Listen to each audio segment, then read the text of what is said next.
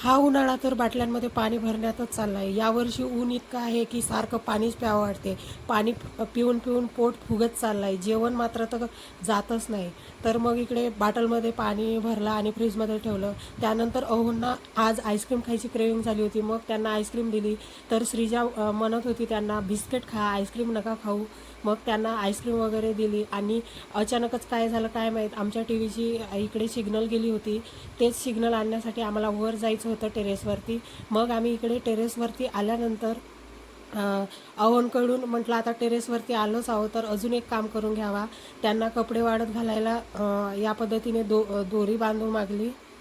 ते सिग्नल आणायला खूप ट्राय करत होते. छत्रीला पुष्कळवेळपर्यंत ट्राय केलं सिग्नल आणायचं, पण सिग्नल काही आले नाही. माहीत नाही डिसला काय झालं आहे. मग त्यांनी रिशिवर पण खोलून बघितला, बघूया आता सुरू होते की काय. तर त्यानंतर श्रीजाला थालीपीठ केलं होतं, तिला खायचं होतं.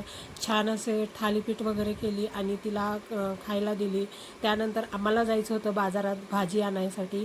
तर मग इकडे मी भाजी आणायलाच बाजारामध्ये गेली होती. मग इकडे भाजी वगैरे घेतली आणि भाजीपाला तर इतका महाग झाला आहे की काही विचारूच नका.